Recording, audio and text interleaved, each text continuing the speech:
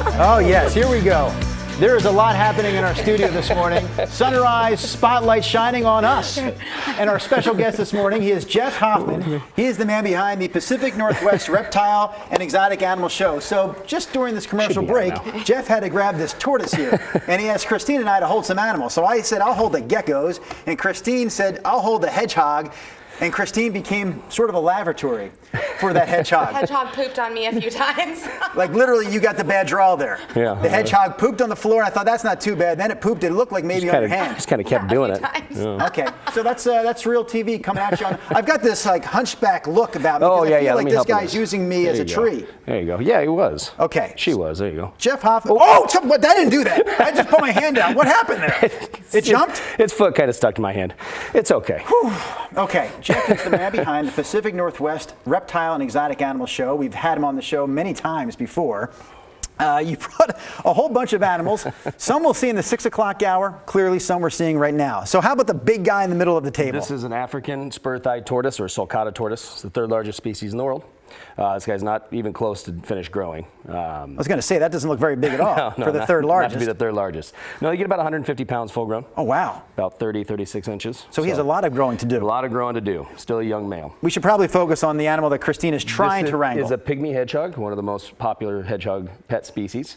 Very friendly. Aside from pooping on you, periodically, that happens. But that just means he's comfortable. That's right. Yeah. That's right. In some cultures, pooping on you is a sign of love, Christine. Oh, that's sweet. Yeah. And then I've got a couple of geckos. Yes, these are called crested geckos. Okay. They are from New Caledonia. It's an island off of the coast of Australia. Very popular pet species. They are tractable, easy to keep, low maintenance. So they're a great introductory species to the hobby. And all of this stuff and more you will find at the show. Christine asked a question during the commercial break. The question was, do those geckos bite? Which I wish she hadn't asked.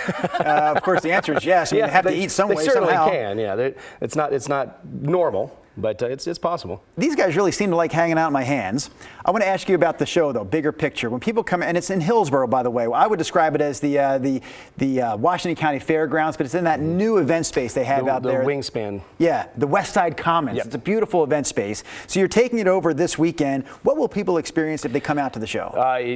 Hundreds of vendors, tens of thousands of animals. Animals on display, animals to interact with, animals for purchase, along with all of the equipment they need for proper care and husbandry. There's food and beverage on site. Literally come out and spend the entire day. I promise you, half my brain is absorbing everything you're saying. The other half is observing Christine. You have a great look of concern upon your face. I just don't want to drop this guy. He's just exploring, and he's trying to like crawl on. They're incredibly active. They'll go miles per night looking for insects and other things to eat. Yeah.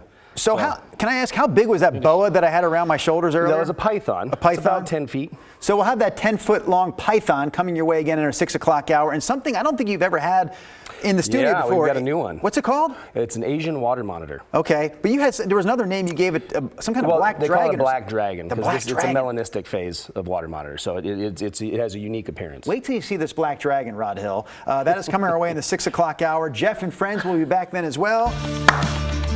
Sunrise Show, Wednesday morning. We're shining the spotlight on one of our favorite events that comes back this weekend out there in Hillsboro at the Washington County Fairgrounds. They call it the West Side Commons. That's where you'll find the Pacific Northwest Reptile and Exotic Animal Show.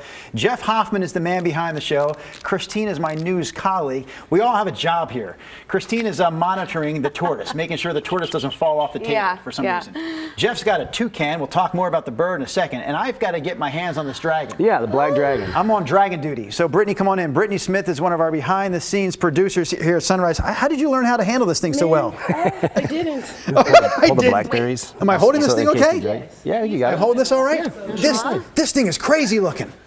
The black lizard. Yeah. What is its proper name? So it's an Asian water monitor. Okay. This is a melanistic locality. So he will stay black. They get about 8 feet full grown. They eat everything that moves. I like it better when he's not looking at me like now when he's looking at the camera, but it actually is nice to hold. He seems pretty chill. He has a good feel to it. Chill all morning. Okay, we'll get back to the lizard in a second. Can you tell me about the toucan? This is a keel-billed toucan. Okay. It's kind of your stereotypical toucan. You want to try lobbing gently lob a little blackberry to him? You can hand feed him. What do you mean, like gently lob it? Yeah. Okay. Oh, that was a beautiful toss, Christine, and an excellent catch. Here's a reminder that the Olympic Games are coming our way in 100 days. Well Perhaps done. the toucan will be competing. Earlier, you were saying that we could hand feed. Yeah, you can hand feed looks them. way too sharp to be hand fed. Really, though? Yeah, go ahead. Try it. You want to do that, So Christine? they've got a bit of a pinch to it, but it's not hard. I wouldn't. You'll be fine. Okay. You'll be fine. So I just gently, yeah. okay. Ooh. Oh See? my gosh, he's so gentle. Okay. Yeah, you're a lot braver than Drew today. I would. Who's holding the dragon right now? All right, you got me on that one. You got me on that Can we one. talk about the show, big Yeah. picture? When people go out to again, it's the West Side Commons. That's that great venue they have out there in the Washington County Fairgrounds. When you head out there Saturday or Sunday, you see the hours on the screen. What will people experience at your reptile and exotic It animal is show? the largest and longest running show in the Pacific Northwest, Reptile Show. It is a full day of activities for the entire family. There are animals for handling, for interaction. There are glad I didn't get on your shirt, and for sale. So you can literally pick up every single thing you need for your animal and your animal at the show. Expert vendors, expert advice. It is an all-in-one shopping event for anything exotic. In some ways, I feel like this lizard would be easier to care for than my dog Blaze. Yeah. In other ways, I absolutely. feel like it would be more challenging. What are the challenges that come with owning a lizard like this guy? The challenges are the enclosure. Oh, well, you got some blackberry stains on that one. The challenges are the enclosure.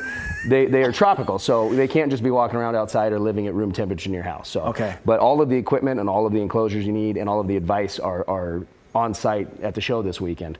So any of those challenges that you would face, you can find a solution to at the show. The toucan shook its beak, and Yeah. the blueberries flew up on my shirt. I got stains. I'm used to these animals staining me in other ways. I've never been That's the blueberry most stained by these innocuous animals stain before. you've got.